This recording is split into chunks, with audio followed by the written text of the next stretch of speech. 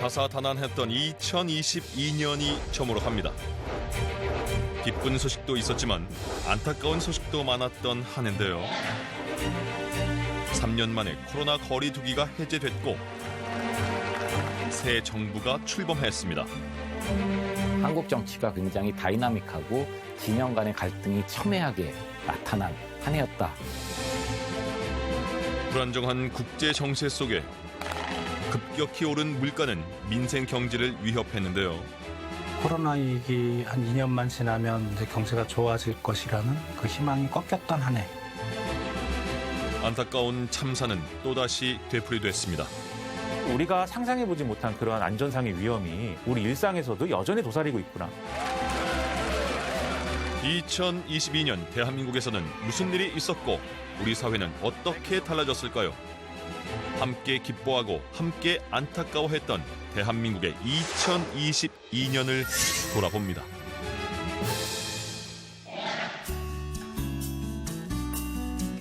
연일 계속되는 한파에도 연말 분위기를 즐기려는 사람들로 거리가 북적입니다.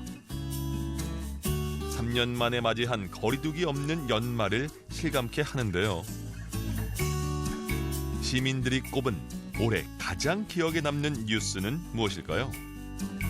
16강 진출했던 거, 이제 결국은 이제 8강은 좌절됐지만 16강 진출했던 것들이 이제 힘든 국민들한테 그나마 좀 기쁨을 주지 않았나 생각합니다. 이태원 참사가 가장 안타깝고 저의 또래다 보니까 뭔가 조금 직접적으로 느껴지는 게 많아서 코로나 거리두기가 해제된 게 가장 좋은 것 같습니다. 사람들이 마스크를 안 끼고 밖으로 나갈 수 있게 되었고 물가가 너무 많이 올랐어요. 진짜 살기 힘들어. 아무래도 대선이었던 것 같은데 왜냐하면은 청와대가 이전하면서 원래 있던 청와대를 오픈했잖아요. 그래서 그 친구들하고 그 청와대 투어 관람 한 적이 있어가지고 그게 제일 기억이 납니다.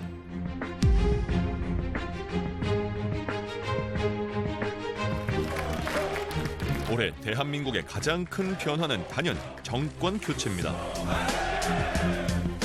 지난 3월 역대 가장 비호감 대선이라는 혹평 속에 치러진 대통령 선거. 정치 경험 없는 윤석열 전 검찰총장이 0.73%포인트 차 신승으로 제20대 대통령에 취임했습니다. 국민이 진정한 주인인 나라, 국제사회에서 책임을 다하고 존경받는 나라를 위대한 국민 여러분과 함께 반드시 만들어 나가겠습니다. 새 정부는 대통령 집무실을 용산 국방부 청사로 이전, 새로운 용산 시대의 문을 열었는데요. 동시에 대한민국 권력의 상징이었던 청와대의 문도 시민들에게 활짝 열렸습니다. 소통을 강조하며 출범한 용산 시대의 상징은 대통령의 출근길 문답입니다. 역사상 처음으로 출퇴근하시는 대통령이신데 좀 소감이 어떠신가요? 글쎄 뭐 특별한 소감 없습니다. 일해야죠. 각종 현안에 대해 대통령의 생각을 들을 수 있는 출근길 문답은 신선하다는 긍정적 평가도 많았지만 종종 정제되지 않은 발언이 도마 위에 오르기도 했는데요. 급기야 특정 언론사와의 마찰로 6개월여 만에 기약 없이 중단됐습니다. 윤석열 정부가 당초에 그 문재인 정부와의 차별성을 강조하는 부분에 있어서 소통 역량을 굉장히 강조했습니다. 그래서 도어 스태핑을 하고 그 소통에 있어서 이 적극적인 모습을 보였던 것은 사실이라고 보여집니다. 하지만 이제 이 소통 과정에서 이제 여러 가지 좀 불편한 관계 속에서 지금 도어 스태핑이 중단된 상황 아니겠습니까? 근데 궁극적으로 소통을 강조한 만큼 새로운 형태의 소통을 통해 가지고 이런 부분들을 끊임없이 소통을 하려는 노력들을 보여줄 필요가 있다. 새 정부 출범과 동시에 정치권은 곧바로 6월 1일 지방선거와 국회의원 보궐선거에 돌입하게 됩니다. 전국 단위 선거가 2개 연속 이어진 게 참 드문 사례였는데 어쨌든 그로 인해서 0.76%포인트 차로 윤석열 대통령이 당선됐지만 지방선거는 압승을 했습니다. 행정 권력과 지방 권력은 이제 한 여당이 가졌지만 그럼에도 불구하고 국회라는 의회 권력은 민주당이 가진 그래서 대척점에 있었던 그런 사례가 계속 이어지게 됐다라는 말씀을 드립니다. 대통령 선거 2달여 뒤 치러진 전국 동시 지방선거에서 여세를 몰아 여당이 승리하면서 행정 권력, 지방 권력과 의회 권력이 양분되는 결과를 가져왔습니다.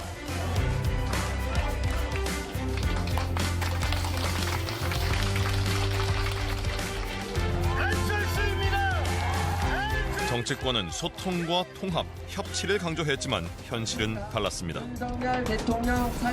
전현직 대통령 사저 앞 맞불 집회는 진보와 보수의 극단적 갈등의 민낯을 여실히 보여준 사례인데요. 올해는 특히 이제 대선이 있었고 또 정권이 교체된 해이고 대선의 경우에는 소위 뭐 역대 최악의 비호감 대선이다라고 할 만큼 서로에 대한 어떤 증오의 감정들이 강했던 그런 선거였기 때문에, 그리고 또 이른바 유튜브라든가 이런 새로운 미디어의 등장을 통해서 혐오의 감정이나 정서나 그러한 갈등 구도를 이용하는 어떤 세력이나 사람들도 생겨난 게 또 사실이지 않습니까? 여야 간 대립뿐만 아니라 정당 내부에서도 극심한 내홍이 잇따랐습니다. 국민의힘은 대선과 지방선거를 연달아 이겼지만 이준석 당대표 제명, 윤심 논란 등으로 내부 혼란이 가중되기도 했습니다. 대선 후 곧바로 국회의원 보궐선거와 당대표 선거까지 연이어 출마한 민주당 이재명 대표 역시 선거 책임론과 사법 리스크로 몸살을 앓았는데요. 일단 당 내부적으로 양 정당이 굉장히 혼란스럽고 제대로 정돈이 안 된 느낌이 있었습니다. 윤석열 대통령도 그렇고, 그다음에 이재명 대표도 그렇고, 정당 정치에서 오랫동안 이제 이 경험을 쌓으면서 정치를 하신 분들이 아니기 때문에 이 당대표라든지 대통령과 정당 간의 관계에 있어서 이 체제 정비를 하는 시간이 좀 필요했다라고 보여집니다. 옛 것은 지나갔으나 그러나 아직 새 시대는 오지 않았다. 그러니까 우리가 정권은 바뀌었는데 모든 정치 현상이라든가 현안들은 제자리 걸음을 맴돌고 있어서 정치의 선진화 혹은 국민의 어떤 단결, 어떤 뭐 국가적 화해 이런 것들이 전혀 이루어지지 않은 것 같아서 정말 그 부분은 대단히 아쉽다라는 생각이 듭니다.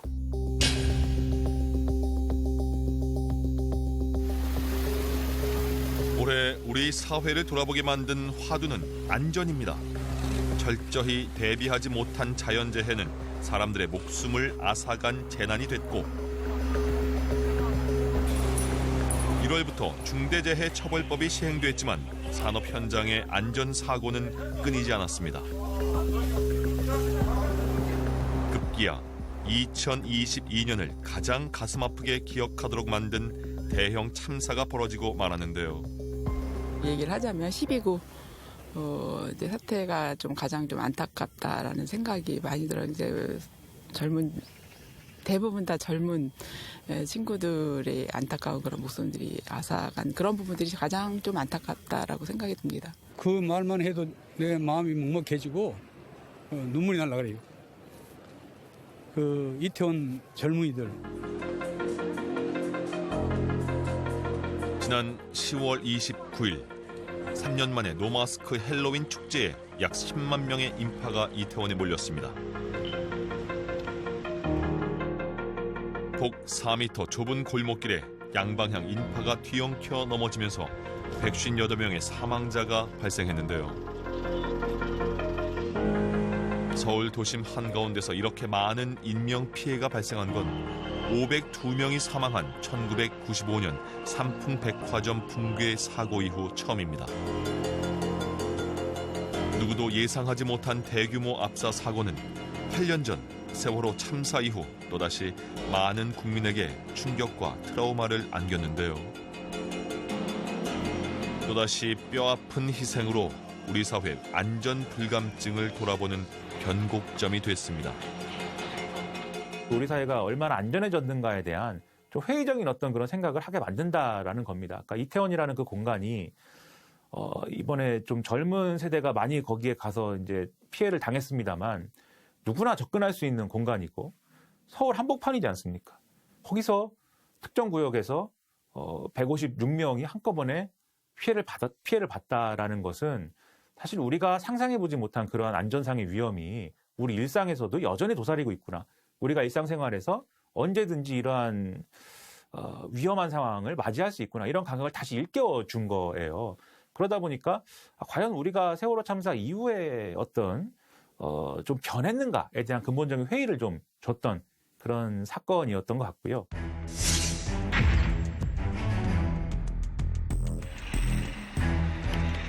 국제 정세도 요동쳤습니다. 러시아 우크라이나 전쟁으로 안보와 경제 위기가 가중되는데요. 지난 2월 러시아 푸틴 대통령은 우크라이나의 나토 가입 움직임을 나토의 동진이라고 봐서 이를 막겠다는 명분으로 우크라이나를 침공했는데요. 초반에 승패가 날 거라는 전망과 달리 전쟁은 1년 가까이 이어지며 새로운 전개를 맞고 있습니다. 2014년 크림반도를 빼앗겼었을 때 우크라이나 군대는 정말 오합지졸이었습니다. 크림반도를 그렇게 뺏기고 난 다음에 훈련을 갖다가 철저히 시키기 시작했어요. 정신부장도 시키고 그다음에 나토 동맹국으로부터 도움을 받아가지고 군대를 훈련을 시키기 시작합니다. 그런 부분을 갖다가 푸틴은 분명히 좀 과소평가했던 것이죠. 그래서 전쟁을 갖다 감행을 갖다 했는데 아마 나토 동맹국들이 이렇게 똘똘 뭉쳐가지고 군사 지원을 할 것이라고도 예상을 못했던 것 같아요. 길어진 전쟁으로 곡물과 원자재 값이 폭등했고 에너지 비용도 급등했습니다. 공급난이 가중되며 세계 경제에 심각한 위협을 불러왔는데요. 여기에 세계의 생산기지 역할을 하고 있는 중국의 코로나 봉쇄와 그에 반발한 백지 시위는 세계 경제에 또 다른 먹구름을 들이우고 있습니다.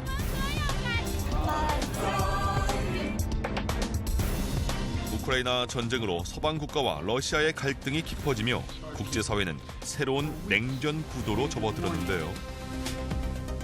북한 역시 올해 한국전쟁 정전 이후 가장 많은 무력 도발을 감행했습니다. 2017년 이후 중단했던 대륙간 탄도미사일을 8번 발사하는가 하면 각종 탄도미사일과 순항미사일 도발을 끊임없이 이어왔는데요.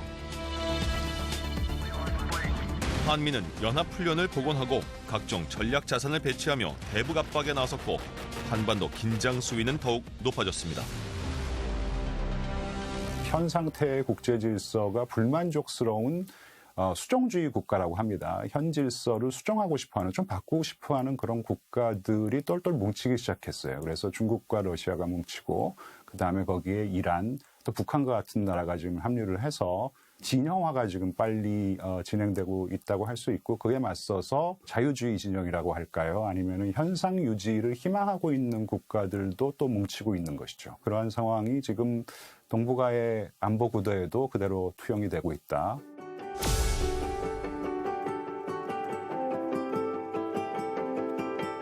시민들이 꼽은 올해 가장 큰 변화는 2년 넘게 이어져 오던 사회적 거리두기가 전면 해제됐다는 겁니다.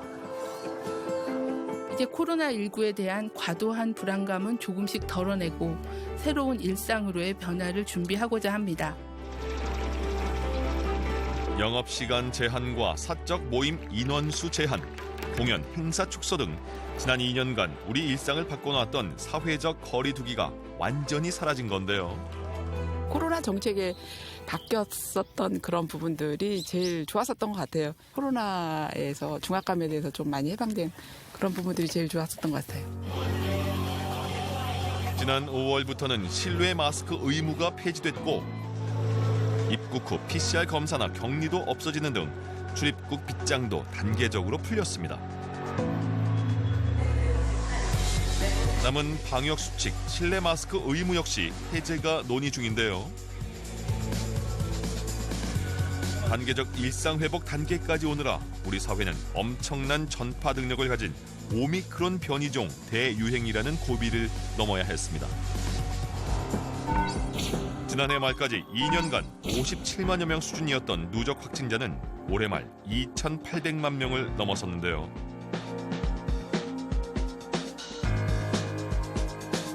변이를 거듭하며 중증화율이 낮아졌고 이가 백신과 먹는 치료제 등 의료 역량이 강화되며 누적 치명률은 0.11%까지 낮아졌습니다. 일상은 회복했지만 코로나 팬데믹은 우리 사회에 많은 화두를 던졌습니다. 마스크를 벗는다고 해서 코로나 이전으로 돌아갔다고 저는 생각하지는 않습니다. 왜냐하면 지난 한 3년의 세월이 우리 사회에 저는 우리 사회뿐만 아니라 전 세계적 패러다임을 바꿔놨다 생각을 하는 거죠. 새로운 질병이 또 올 수도 있지 않습니까? 그런 유행들이. 이런 대유행의 시기에 우리는 어떻게 대비해야 하고 이런 것들. 이것들을 어떻게 우리 정치나 이런 사회에서 담론을 새롭게 만들어내느냐. 저는 그게 우리가 팬데믹의 어떤 교훈, 우리가 또 가져야 할 대처 방식 이런 거라고 생각합니다.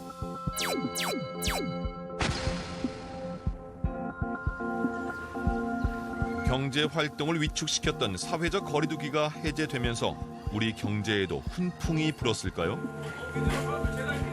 서울의 한 전통시장. 부쩍 추워진 날씨에 시장을 찾는 발길도 뜸한데요. 올해 시장 매출은 어땠을까요? 또 아무래도 마스크도 벗고 실외 마스크도 해제되고 하다 보니까 좀 더 되는 것 같기도 하고. 하지만 상인 대부분은 일상 회복 효과보다 급등한 물가를 더 크게 체감하고 있었습니다. 물가가 너무 올랐어. 너무 힘들지. 너무 올랐으니까. 올해 전체적으로 다 빠진 것 같아요. 물건 매출 자체들이. 전혀 안 힘든다는 건 거짓말이지. 왜냐하면 이제 전반적으로 경기가 어렵다 그러면 우리 집이라고 비껴갈 수 있나요? 일상 회복과 함께 반짝 살아났던 소비 심리는 2분기부터 빠르게 얼어붙었습니다. 외환 위기 이후 최고치로 솟은 물가 때문인데요. 지난해까지 2%대를 지속했던 소비자 물가 지수는 올해 3월 10년 만에 4%를 돌파하더니 7월에는 6.3%까지 급등했습니다. 코로나가 터졌던 2022년의 상황을 보면은 우리나라뿐만 아니고 모든 나라 중앙은행들이 어떤 사상 최저 수준의 기준금리를 내렸고요. 그러다 보니까 이제 시중의 유동성이 많이 풀렸고, 이 풀려진 유동성이 물가를 자극할 수 있는 그런 이제 기반이 됐었는데, 거기에 이제 러시아 우크라이나 전쟁이 어떻게 보면 불을 지른 거죠. 원자재 공급이 제대로 안 되니까 그런 것들이 맞물리면서 이제 물가가 상당히 높아졌고. 가파르게 오르는 물가를 잡기 위해 각국 은행은 연이어 금리 인상을 단행했습니다. 올 초 1%였던 한국은행 기준금리는 연말 3.25%까지 껑충 뛰어올랐는데요. 불안정한 시장 상황에 달러 강세까지 더해져 우리 경제는 그야말로 고물가, 고금리, 고환율, 이른바 3고 복합 위기에 직면한 한 해였습니다. 보통 이제 경기가 내려가면 정부의 정책이 뭐냐면 재정을 많이 풀고 금리를 좀 떨어뜨려서 가게나 기업이 좀 버틸 수 있는 힘을 줬거든요, 과거에는. 근데 지금 물가 때문에 이제 금리를 내리지도 못하고, 근데 경기는 나빠지는데 금리는 높고, 이게 상당히 이제 경제에 큰 위기를 불러올 수 있다. 연이은 금리 인상으로 주택담보대출 변동금리가 7%대 후반까지 치솟고, 여기에 경기 침체 우려까지 더해지면서 부동산 시장 분위기 역시 급변했습니다. 올해 10월까지 누적 주택 거래량은 44만여 건으로 지난해 같은 기간 대비 절반 수준.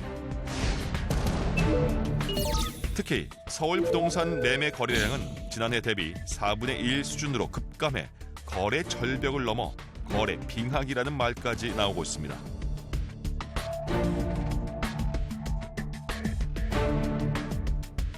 여기에 높은 전세 대출 이자와 깡통 전세 리스크까지 더해지면서 월세 거래 비중이 역대 최대치를 기록, 전세의 월세화 현상이 뚜렷해지기도 했는데요.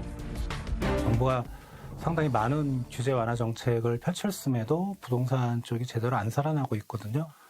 우리가 이제 위기를 과거에 무슨 리먼 브라더스 사태와 같은 금융위기나 그다음에 우리가 좀 멀리 가면 외환위기 같은 그런 위기라면 절대 아니고, 절대 아닌데 코로나 위기 한 2년만 지나면 이제 경제가 좋아질 것이라는 그 희망이 꺾였던 한 해, 이렇게 보시면 될 것 같습니다. 저무는 해의 아쉬움보다 다가올 새해의 기대와 희망이 더 크게 느껴지는 지금, 여러분이 새해 듣고 싶은 소식은 무엇인가요? 새해가 되면은 좀 살만하다, 그런 이야기가 좀 듣고 싶죠. 야당과 여당이 협치 좀 하시게 대화를 좀 많이 하시고 경제가 안정되고 일반 서민들이 좀 이제 편안하게 잘 지낼 수 있다 그런 뉴스가 나왔으면 좋겠네요. 큰 마트도 좋겠지만 재래시장이 아직까지 살아있다는 거 그거를 많이 이제 실감하러 오셨으면 좋겠습니다. 사회 경제 전반적인 부분에 있어서 좀 안정을 찾고 평안한 한 해였으면 좋겠습니다. 이제 그런 이전의 실패를 답습하는 모습보다는 이 새해에는 이전과는 다른 그러한 대안을 또 찾아가는 그런 것들이 이제는 좀 보였으면 좋겠고 보여줄 수 있을 거라고 저는 생각합니다. 네, 언젠가는 경기 바닥을 치고 올라갈 텐데 지금 분위기로는 다수의 의견은 아닌데 일부에서는 내년 언제쯤은 이제 바닥을 치고 올라갈 거다 이렇게 보시는 분들도 꽤 있습니다. 그런 분위기가 좀 오지 않을까 그런 것을 좀 희망을 해봅니다.